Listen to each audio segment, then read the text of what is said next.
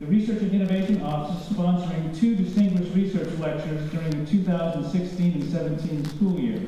Today, David Korevaar from the College of Music rightfully joins this long list of influential scholars as the 109th lecturer, and he will deliver a unique distinguished research lecture.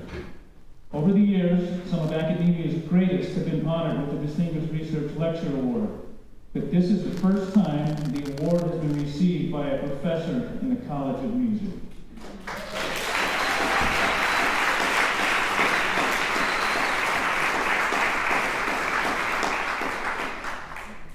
David had a very interesting path that led to this point in time. He was a natural from his first piano lesson at the age of 6. He lived in San Diego and studied with College of Music alumnus Sherman Storr, so we knew he was going to end up here eventually. At age 13, he became a student of the great American virtuoso, Earl Wild. At age 20, he earned his bachelor's and master's degrees from the Juilliard School. Okay, did you get that? Age 20. So clearly on the fast track, where he continued his studies with Wild and studied composition with David Diamond. For the next 15 years, he focused on performing, raising a family, and even ran for mayor of Boulder. I think it should be better on your jacket than you can ask him about that. He then decided he wanted to perform and teach and returned to Juilliard to complete his DMA, or Doctorate of Music Arts. Now, as a side note, for those of you who have a PhD, we know that often that's referred to as piled higher and deeper. So David pointed out to me that DMA is also sometimes referred to don't mean anything. Of course, I think he was downplaying the significance of his accomplishments, as you'll see today.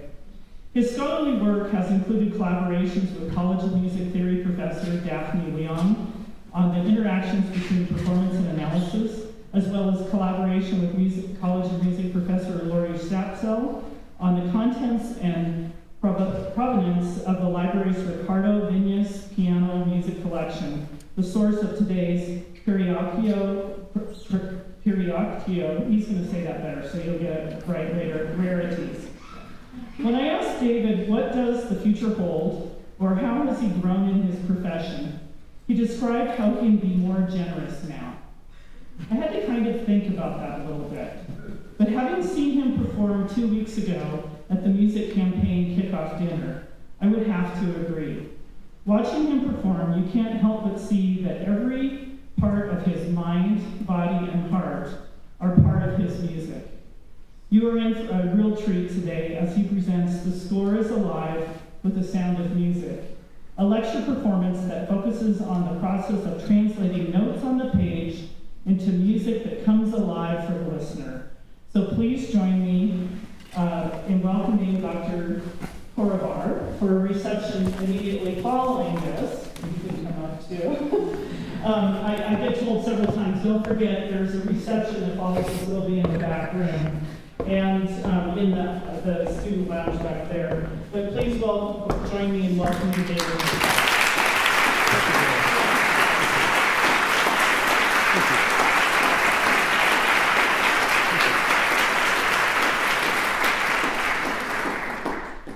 Thank you very much for being here. This is an amazing honor for me. People who know me know that I've been feeling slightly intimidated by this honor, but I'm also very pleased to be here, and especially given that I am the first person from the College of Music to hold this lectureship. I feel a certain responsibility, but also I'm very happy to have been honored this way by my colleagues here at the university. I do want to extend special thanks to somebody who was unable to be here today, our former dean, Dan Schur, who has been responsible for many of the good things that have happened to me here, including this. I believe that Dan was the secret person who put my nomination in play, and so I will thank him, although he is not here. As a performer and teacher, I'm concerned with humanizing what we do as musicians. More than a century of recording has had a profound effect on performing style, often homogenizing it. While the level of technical accomplishment continues to rise, encouraged by a culture of competition that equates success to a kind of athletic prowess. The understanding of style and the ability to learn and hear what the score can tell us needs to be emphasized. What are the things we need to know in order to create performances that are not just mechanically accurate, but alive, human, and engaged, stylistically informed, and intelligent?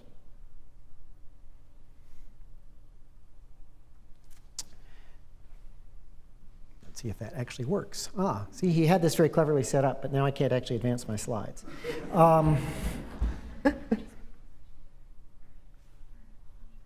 Okay. I don't know why it's not going. Isn't it, though? I love technology. It's a wonderful thing. The gentleman who set my computer up for me has...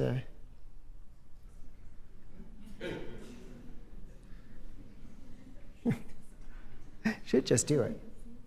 I know, it's in this program. Shouldn't be. Let's try it now. Nope, that's not working either.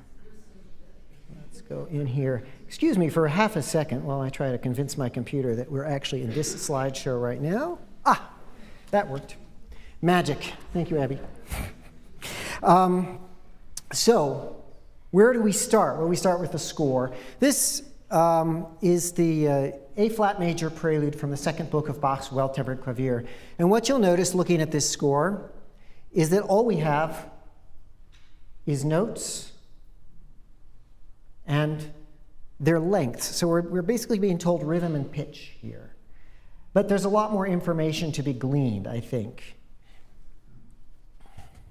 So as time goes by, composers add markings. Here is Beethoven. This is a first edition of his Opus 10, number 1 piano sonata. So this is a very early piece. This is written in the 1790s. Puts us about 50 years past the Bach example. And what you'll notice that's different is all those letters like F and P, that tempo marking off to the left. It says Allegro molto e con brio at the top. And lots of slurs, lots of dots. Go back to that Bach example so you can see how little there is. No slurs, no dots, no dynamics, no tempos. Okay.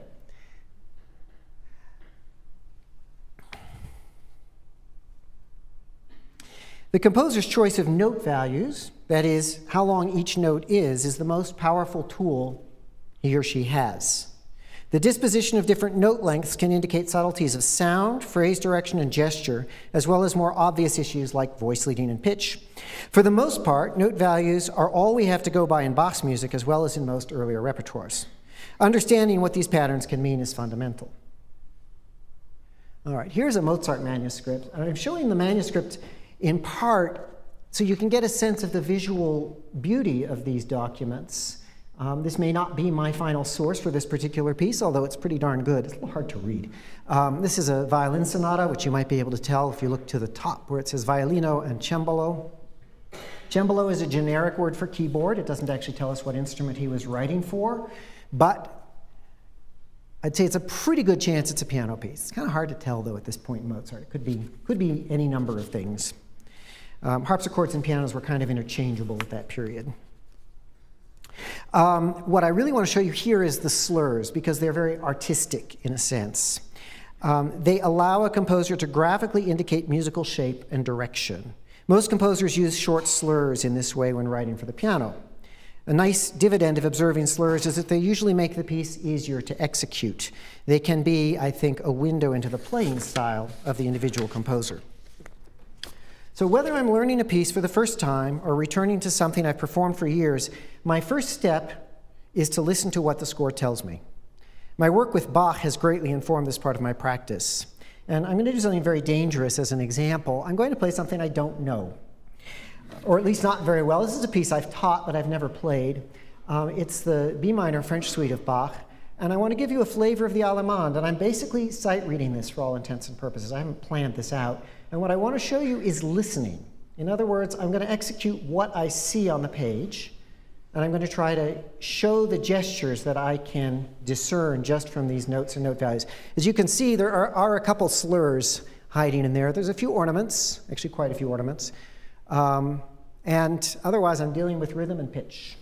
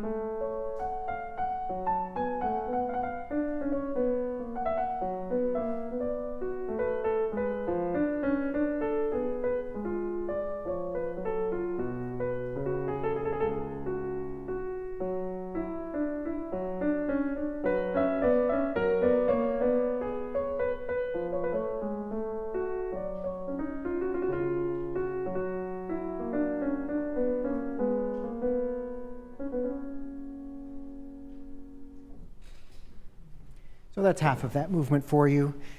And I think this is sort of prima vista, right? I haven't really thought it out, but what I'm responding to are shapes. I'm responding to the fact that one of the things that we have to do is go to long notes from short notes, so that opening gesture actually tells me a lot, because I'm going through 3 short notes to a long note. And then I'm also dealing with meter. I forgot to mention that. So those bar lines are actually extremely helpful. The visual organization on the page helps a lot. Even for those of you who don't read music. How many people in here don't read music? Okay, so even for those of you who don't read music, I hope that that makes sense, because one of the beauties of this notational system is that it actually makes a fantastic visual analog for the sound. And it's one of the reasons that this notational system has survived as long as it has. We still use it now, and when Bach used it, it was already pretty old. Another problem we run into when we're trying to read music is defining what the score is. And of course, what I put on the board is the Bach Gesellschaft edition, which is a late 19th century edition. It was the first attempt at doing a really good, clean edition of Bach's work. And what I just played off of is a modern performers edition published by Henley in Germany, and it's actually slightly different, but we won't go into that. The main difference is in the ornaments, which show a wider variety of sources than the BG. What's amazing now is that we have access to all kinds of source material. I mean, all of these slides I've showed you so far I actually downloaded from the internet. And I got my DMA in 2000, and at that time you couldn't do that. It's not been very long. You do have to know what you're looking for, but we have amazing resources now, so we can pull out manuscripts, we can pull out first editions, we can pull out historical editions like the Bach Gesellschaft. Very wide variety of sources.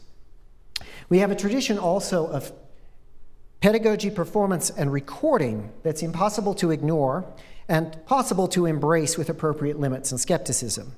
In terms of pedagogy, pianists have been known to brag of their genealogies. How many steps are any of us removed from Beethoven after all? This is the 6 degrees of separation from Beethoven. I'm sure I could play the game.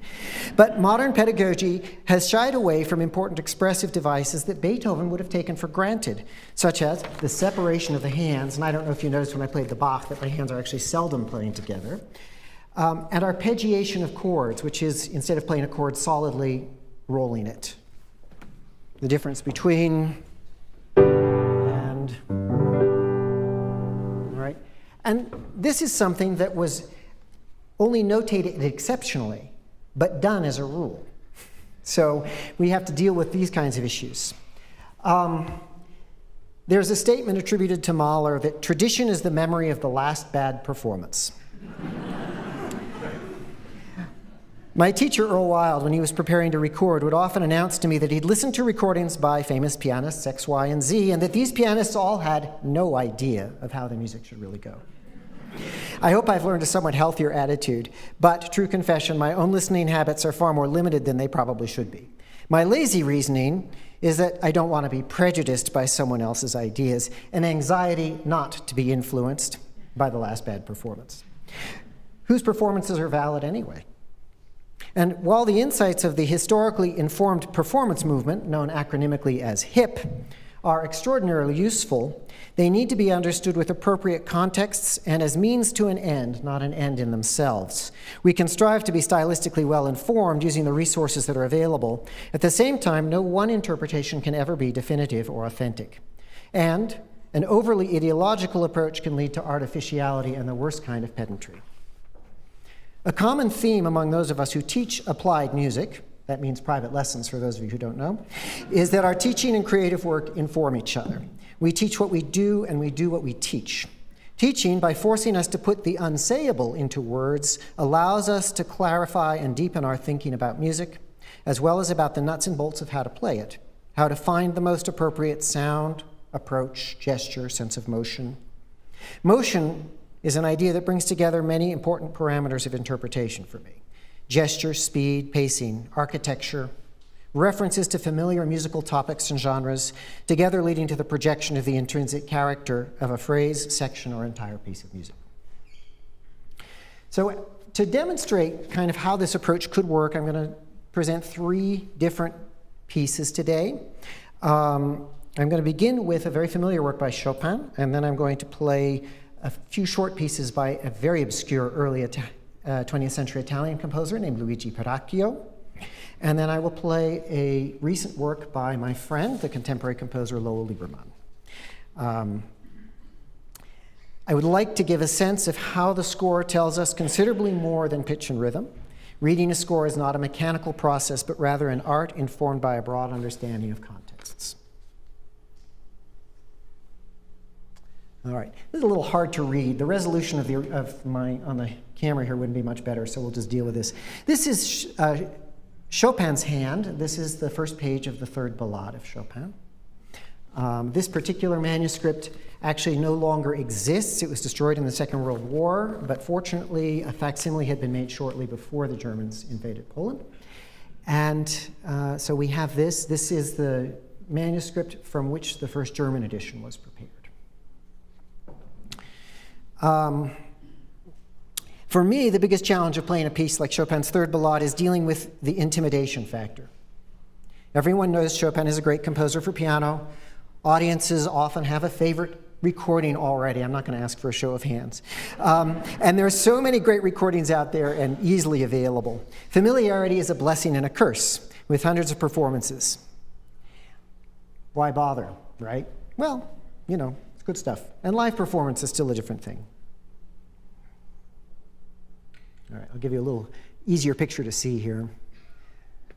Technology takes a second. And then, for some reason, it automatically goes to the wrong zoom. There we go. Okay. So this is the first page of a modern performing edition by Jim Sampson. And I use this one because I think it's about the best one that's out there now. This is quite recent. All right. So, as an introduction to the idea of composers indicating musical gestures, this is a page of music that's full of possibilities. Why does Chopin notate the short, long figure in three different ways? And here's what I'm talking about. I can't actually get my cursor on that, can I? Let's see if I can get a cursor there. That would be too easy, wouldn't it? No, I can't. Okay. So if you look on the second line in the middle of the line, you will see a letter F for forte. And then you'll see in the left hand an eighth note followed by a quarter note. And in the next bar, you'll see an eighth note followed by an eighth note, right? It's the same basic rhythm. It's da-dum, da-dum. But one of them has a longer note value at the end, right?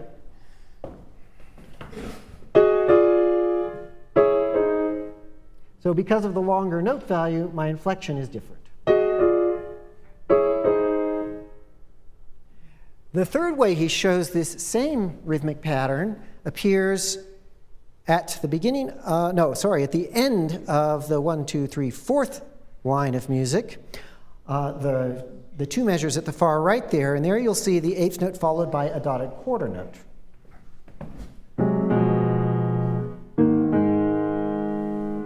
All right, so these differences are fairly subtle, and I think one of the interesting things is that I'd say about 80% of the recordings that you'll have out there, including many marvelous ones, totally ignore this issue, at least as far as I can tell.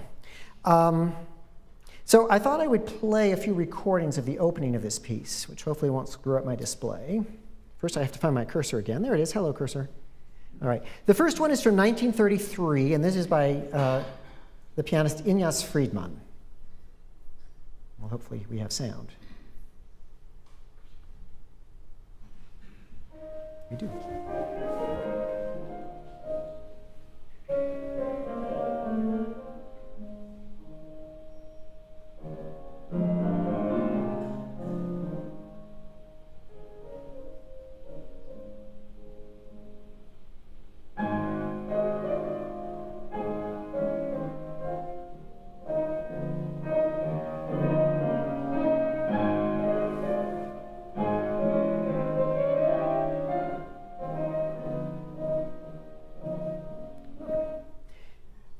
This is an acoustical recording from the 30s. The next example was recorded earlier, but it's a piano roll, which has its own problems.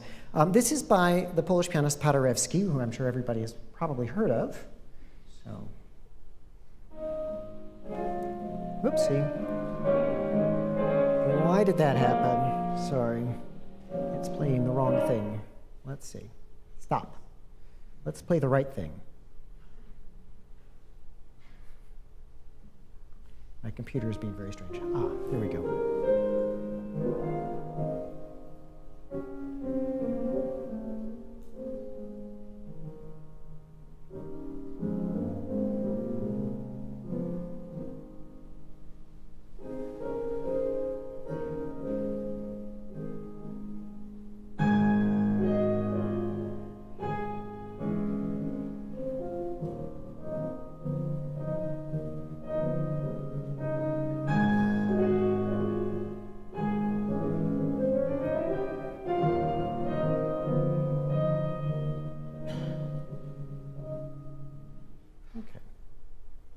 All right.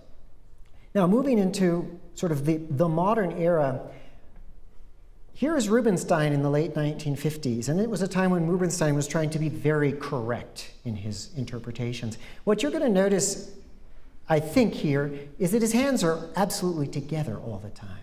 And the two recordings we've heard so far, I don't know if you noticed how much spreading is going on. So give this a listen. See if that worked.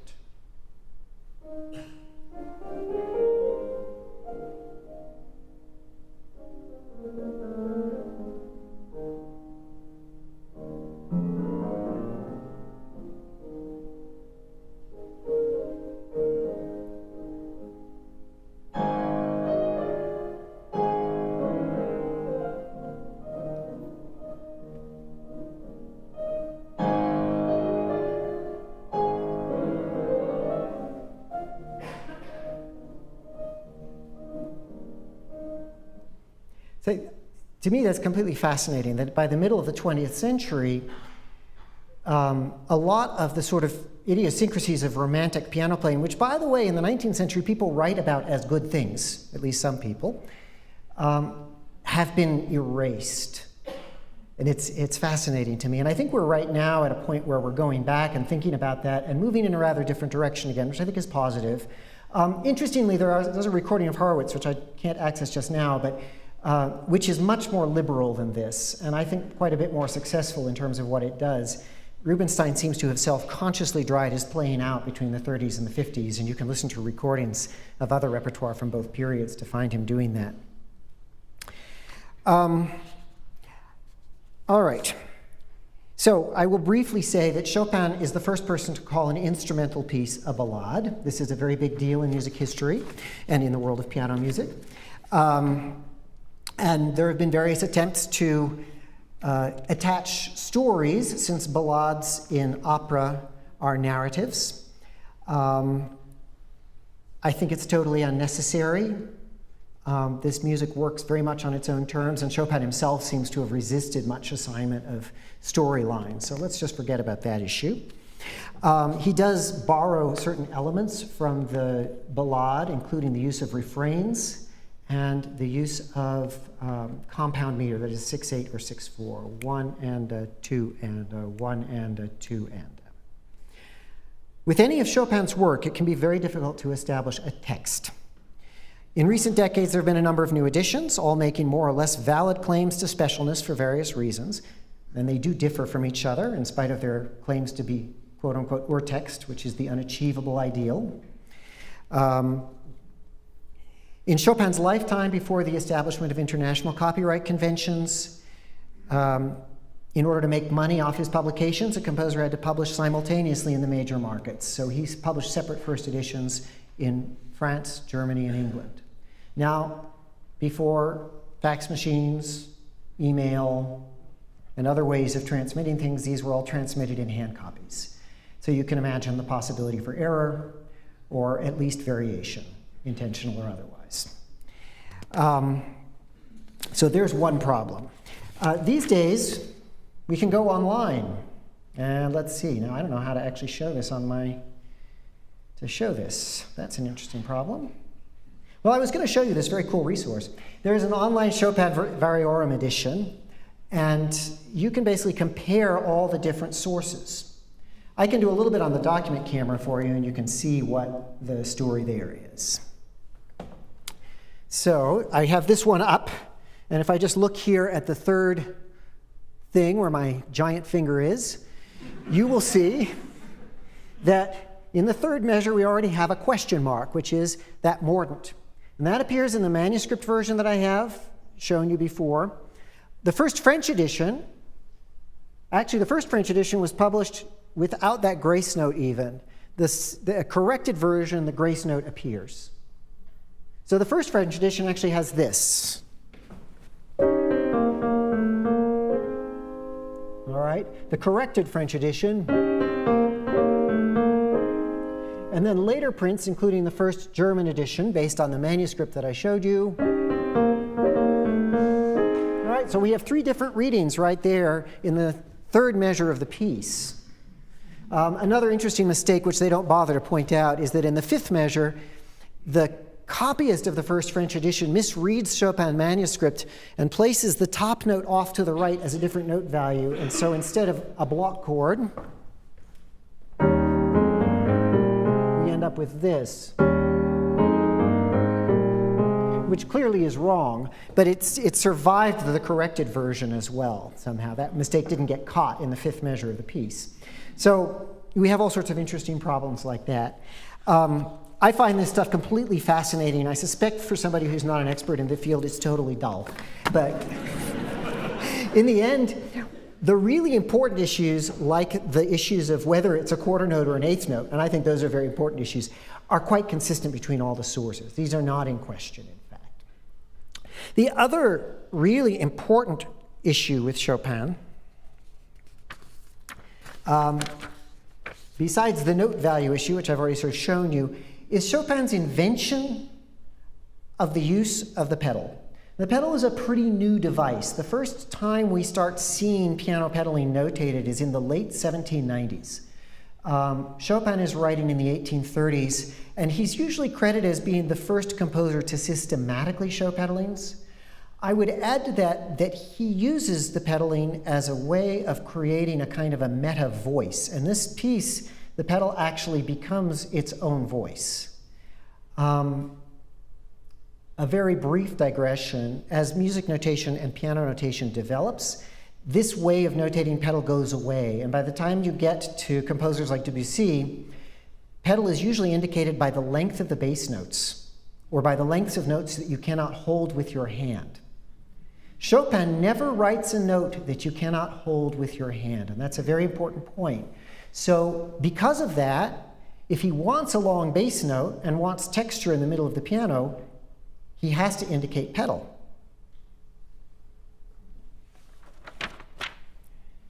So this is my favorite passage right here. And this edition does a pretty good job of sort of reproducing what happens. This theme, every time it comes, Chopin indicates a slightly, subtly different pedaling too. And he's doing this on purpose, I believe. He's quite careful in the manuscript. He actually crosses out some places where he's changed his mind. So it's clear he's thought about it quite a bit. So the result, so if I were to play this and ignore the pedal marking, which by the way, I can probably find you a recording that does this.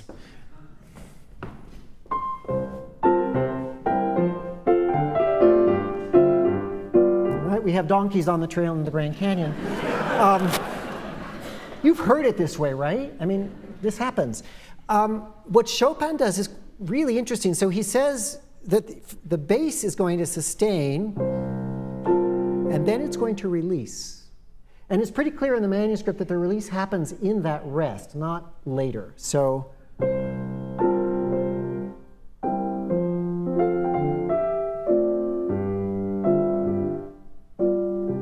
we now have a bass line that goes like this.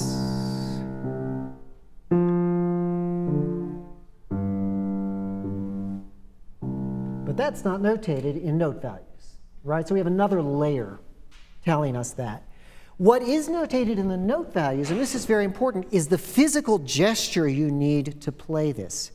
There is a difference between playing an eighth note followed by an eighth rest and playing a long note, even when the pedal is down. And this is for people who are, I discovered when I was young and playing chamber music with string players, the people I work with now are all so smart, they never question this.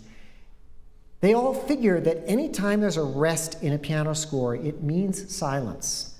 That is not true. And it's a really important thing to explain because string players sometimes don't get that. They say, but you have a rest. I said, yes, but I'm holding the pedal.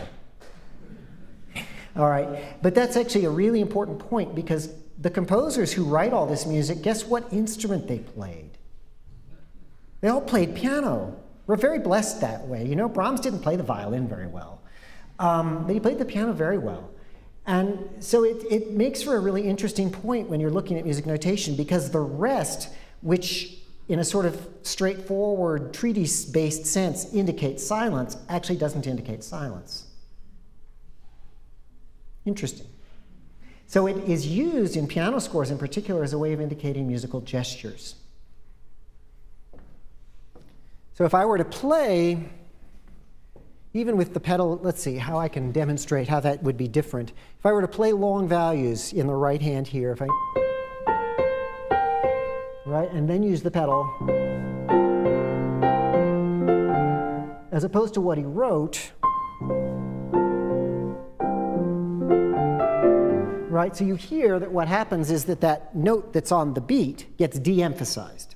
Now, of course, there's many more indications. There's those little diminuendo marks and there's slurs as well. So we've got three things telling us the same thing. The note values, the slur, and the diminuendo actually are all sort of redundant on top of each other. But he wants to make sure you understand that's what he means. All right. There's a really cool place, and then I'll be done with all this nerding out stuff and I'll play the piece for you. There's a very cool place, though, that I have to show you, but I have to find it.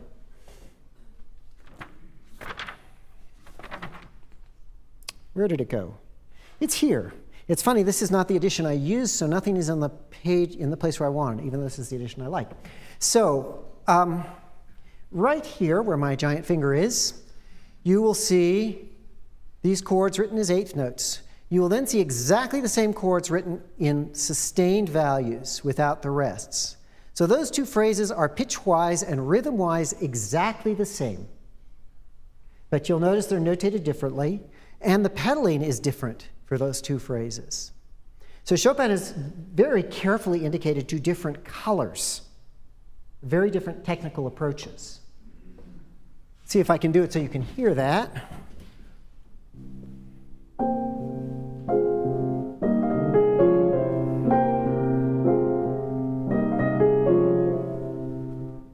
Does that come through? Do it one more time for those of you who missed it.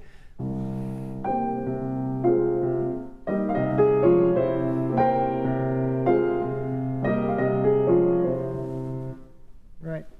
And these are marvelous things, you know, that we can actually, that a composer can tell us that much about what's happening in a case like that. Not only, I mean, I wouldn't want to play it the same way twice because that's boring, but the fact is that he's told me how to play it differently the second time, in a very specific and very directed kind of a way. So I guess there's nothing for us to do except mechanically reproduce all that, right? Well, let's hope that's not the case, because then we're all being replaced by machines, and we know that's a thing, so let's not go there. All right, I'm going to go ahead and play this piece, and let's see if we can get back to our proper display. Look, there it is. But now I've got to figure out that I'm in the right application again. I know how to do this. I know how to do this. All right, look at that. Okay. I'm not going to make you look at that. But for those of you, these were comparisons of some, we don't need that. Great. So for those of you who want to try to follow along, I have the student, Abby Hesse, who has kindly agreed to assist and press the buttons because I can't turn pages myself and play.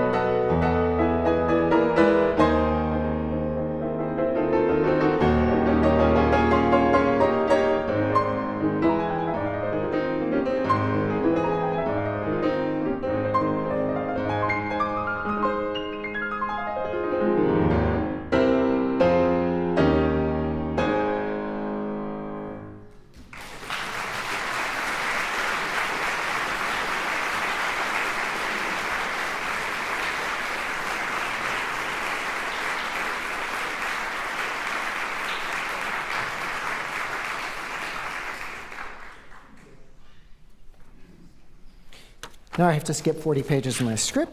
Excuse me. So, with Chopin, we have too much information. With Luigi Perrachio, we have almost no information. No tradition, no recordings. As a composer who was born in 1883, I wrote that down some. Oh yeah, look at that. And he died in 1966. So 50 years after his death, he has gone from being very little known to being completely unknown. He had a very long career as a composer, pianist, writer on music, and teacher. He had a lot of students, actually. He taught at the conservatory in Turin for a lot of years. There's not a single recording of his music available on YouTube, and that is truly remarkable, I have to say, because there's an awful lot of obscure music on YouTube. There is one commercial recording of a harp sonata, which was released quite recently. There's a little bit of scholarly writing by Italian musicologists, 2 or 3 articles. There are contemporary reviews of publication of his works from the 1920s. That's about it. It's a kind of amazingly scanty record. So, what do we know? Well, we know he was born in Turin. We know he went to school in Turin. He studied piano in Vienna for 1 year with Ignaz Brühl in 1906-1907. In 1908, like all great composers, he graduated from the University of Turin with a law degree. He also briefly studied conducting. He received a diploma in piano and composition from the Conservatory in Bologna in 1913. He was apparently largely self-taught as a composer. He was friends with a number of important Italian musicians of the time. Alfredo Casella, these are names which I'm quite familiar with, but I suspect they're fairly obscure. Alfredo Casella, who was born the same year in Turin. There was an important Italian musicologist, Guido Gatti, who lived a very long life and who was an early promoter of Perrachio and a late promoter of Perrachio as well, also from Turin. Perrachio himself was a promoter of new music in the 1920s as a founder of a group called the Double Quintet of Turin, very strange instrumentation of winds, strings, harp, and occasionally piano. He was the piano. He taught piano in Turin at the conservatory from 1925 until 1940, and then composition until 1955. He wrote piano music that would amount to 1 medium-sized volume. So it's not an awful lot, but it's not that little either. When the Nove Poemetti, whose title page you see here, were published, Mario Castelnuovo Tedesco, who is a pretty well-known name, in fact, and who is also a friend of his, wrote a review in an important musical magazine in Florence, which he begins with, "Yes, it is finally decided. Luigi Perrachio has published some of his piano pieces, more compelled by the affectionate pressures of his friends than by the impulse of his own will." And I think there is the summary of his obscurity. He didn't really publish anything voluntarily. What's interesting is that his friends thought his music was very good and he should publish it. And so there are a few pieces. There's these 9 little poems. There's a set of 25 preludes, and everybody who's in music knows that preludes always come in groups of 24. I like the 25th one. If anybody wants to know, I'll explain later. This is the only edition of these pieces. I don't know if you can read the prices. Those are in Italian lira.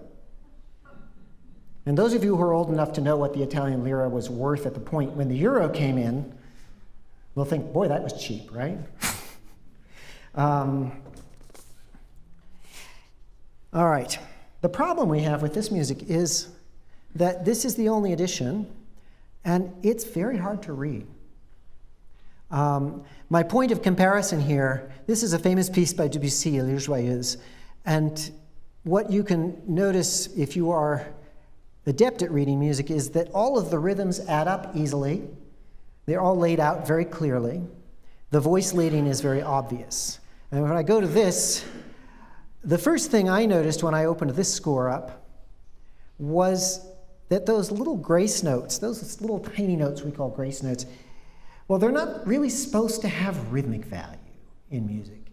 But if you look at this thing and you start doing the math, you realize that sometimes Perrachio is giving them rhythmic value, and sometimes he explicitly shows it by throwing a confusing little eighth rest in. If you look at the third measure, there's an eighth rest under that group of fast notes, which clearly indicates that the quarter note next to it on the B sharp is supposed to come on the second eighth note of the bar. So all those little notes occupy an eighth note.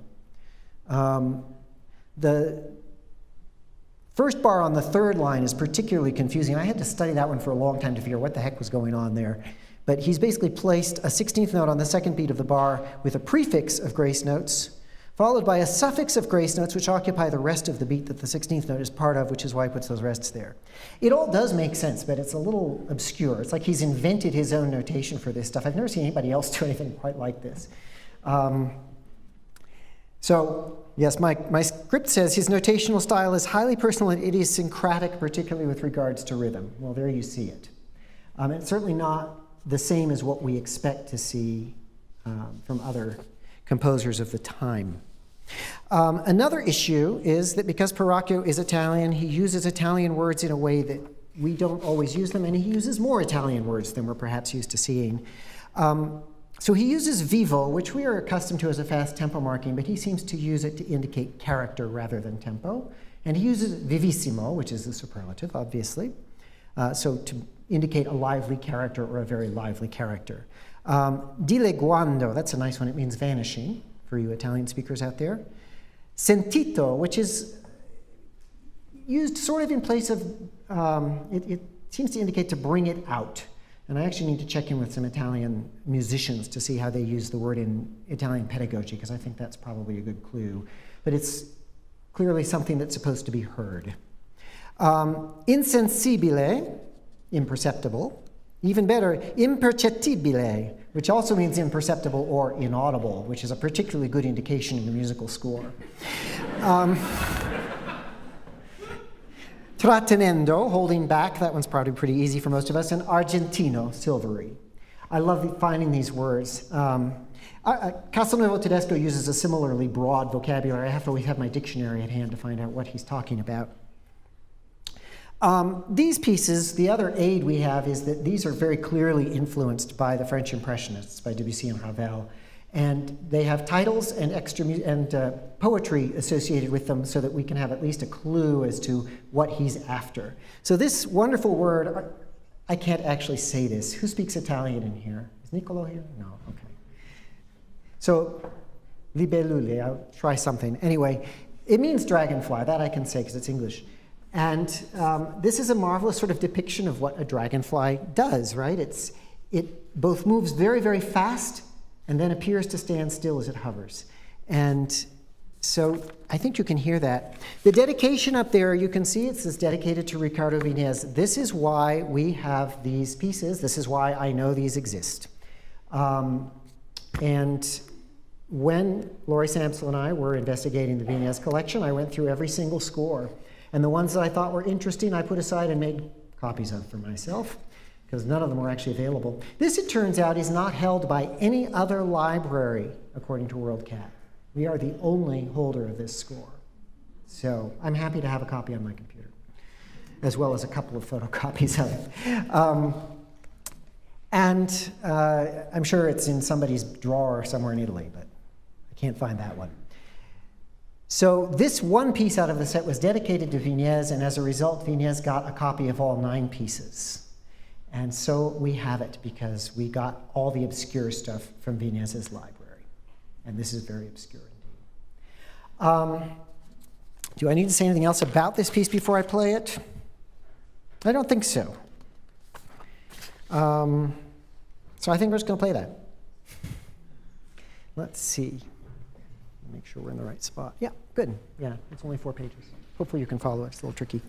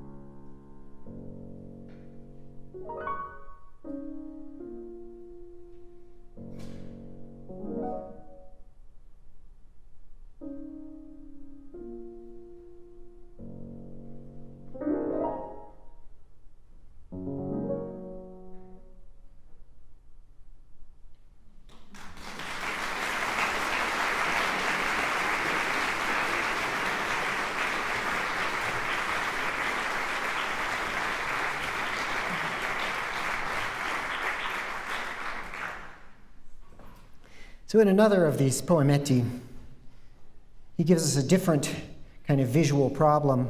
And this is again for the, I apologize to the people who don't read music because this is a little tricky to point out why this is strange. So in 6/8 time, those groups of 16th notes, there should be 6 of them. And you'll notice that the first group has 7.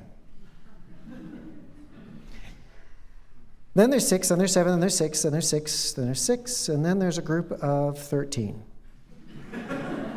All right, etc. My favorite one is on the 4th line where there's a group of 7/8 notes that are being together. You can see that.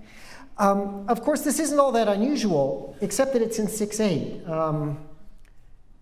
Here's an example from the 19th century of a composer using those kinds of groupings. This is from Liszt, La Leggerezza, and it was pretty normal for composers to do this.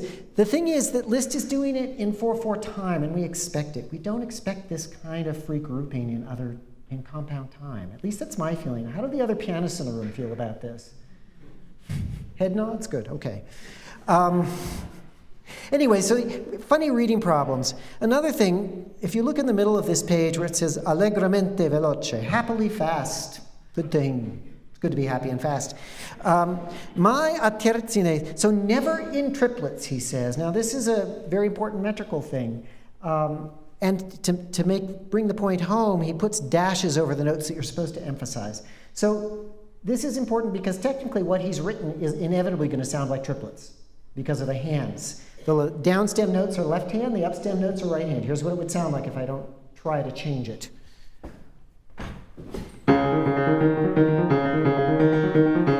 So I've got taka-taka-taka-taka like this. But he says, no, that's not what he wants. He wants this. I want to tell you something that's really hard to do. This is kind of an act of will not to just play the thing the way it naturally falls. I think I can usually succeed, but then I hear a recording of it and I'm not quite convinced. So what are you going to do? Anyway, so this piece, Zephyro, Zephyr, nice light breezy wind things. There's those nice lines of poetry at the top in Italian. There's no attribution, which makes me suspect that they may be Perrachio's own. I don't know. More or less, it says, in the quiet of morning, the zephyr playfully joking with the oozing of the dew and with the flowers, playing between the trees, under the trees, amongst the leaves, and the forest all rustling, sounding like the sweetest immense harp, and the cuckoo laughs at the joke.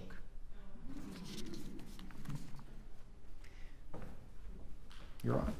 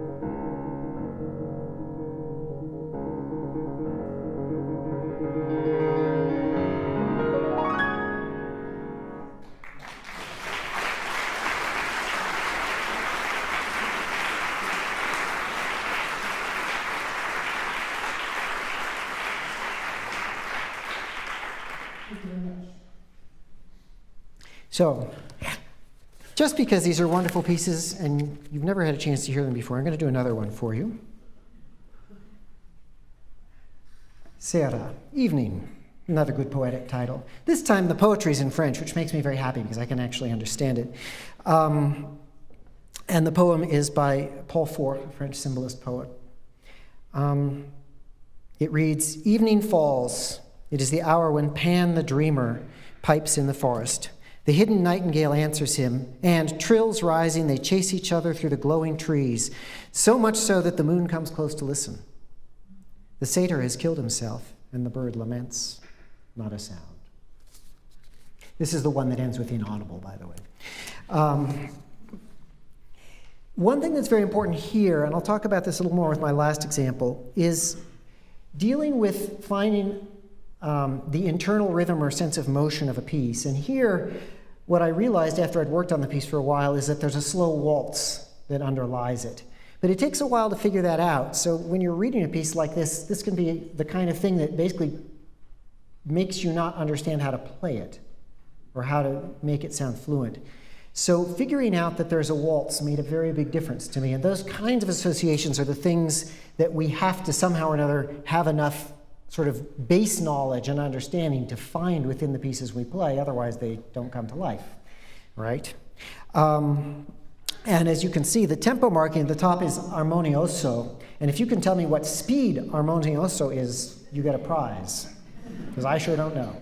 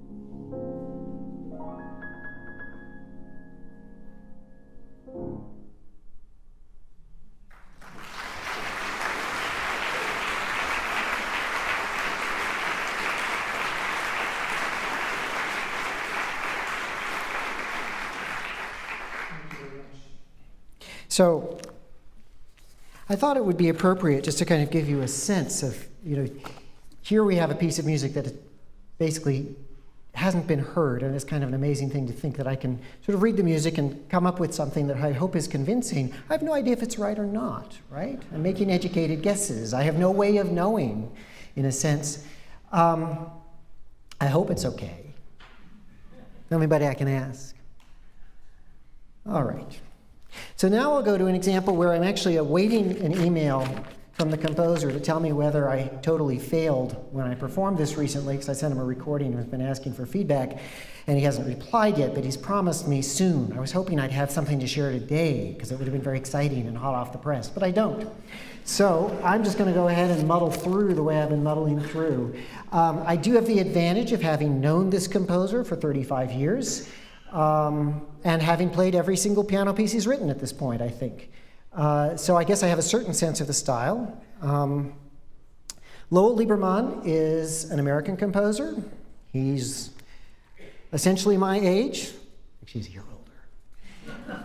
And we went to school together, I have to admit.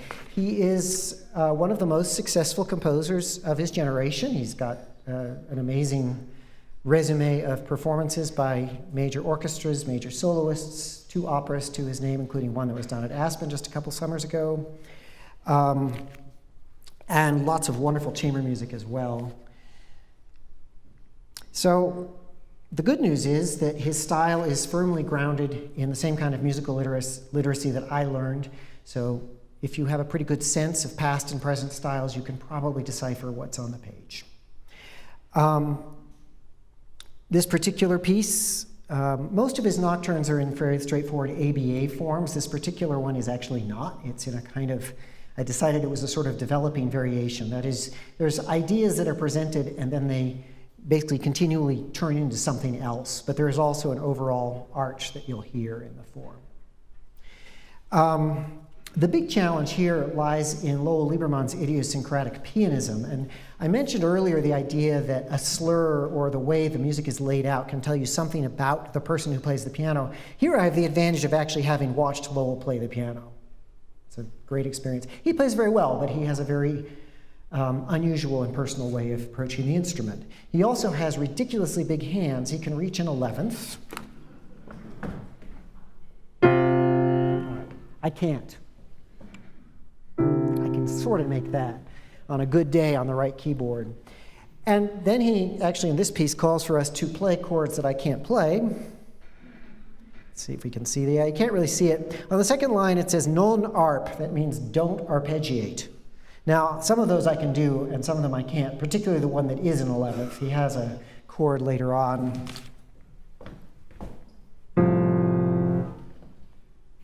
So you got to come up with solutions. I'm never afraid to break a chord, believe me, but here you have to somehow or another create the effect that you're not breaking the chords, because arpeggiation gives a kind of a sort of a romantic patina to what you're doing, and he obviously wants something a little cooler, which is why he doesn't want them broken. There, I'm going to read into him. Yeah, my friend Roy Howitt talks about getting under a composer's skin. I think that's a wonderful way of looking at this. As I said earlier, pianists are lucky we get to play music written by pianists, whether it's, Beethoven, Brahms, Chopin, Bach, Mozart, Fauré, Ravel, Debussy, all pianists. Perrachio too, by the way. Physical gestures and musical gestures are connected.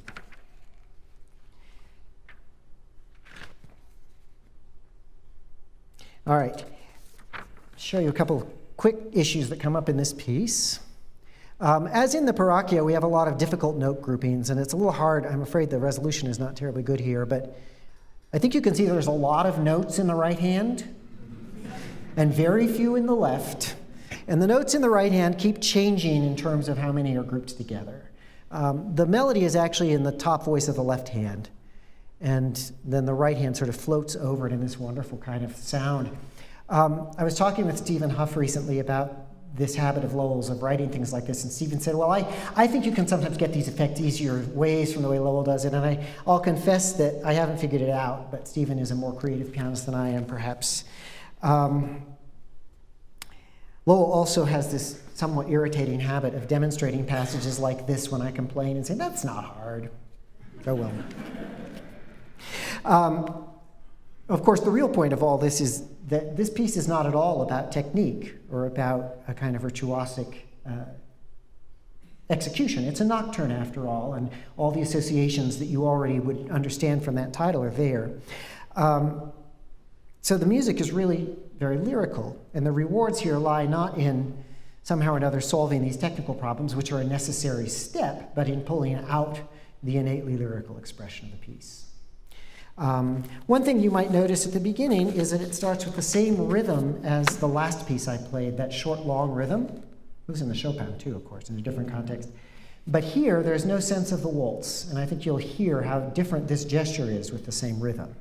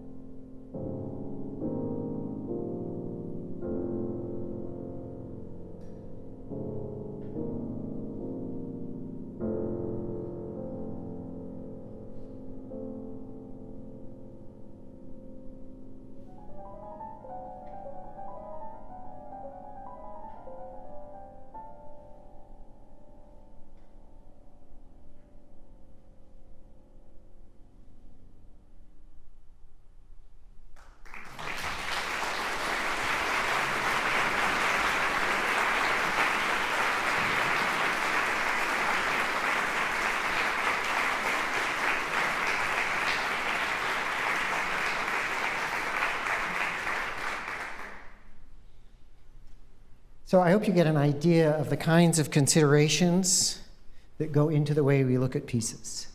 I could go on for hours. I'll spare you that. I described a lecture recital to my students the other day as too much talking and not enough music. So we all sin a little bit. I'll finish with a brief thought about Bach, because that's one of the places where we really learn how to read music as pianists and keyboard players, I think. If you look at any fugue subject in the Well-Tempered Clavier and think about what it says to you, and you can find a convincing character for that piece, the fugue will play itself. Not necessarily, well, not quite, but we'll pretend. I hear people laughing. Yes, it's true. Fugues don't really play themselves. They're actually terrifying, but that's a professional secret. But the point is that the notes themselves will make a lot of your decisions for you if you know how to listen to them. They will speak to you. So, a lot of information contained in a musical score. Understanding what that information is and how to use it is at the root of what we do as creative musicians or recreative musicians. It's all recreation, right? Learning how to communicate that information in sound as well as in words is intrinsic to my mission. I find that performing and teaching are inextricably linked for me. Thank you so much.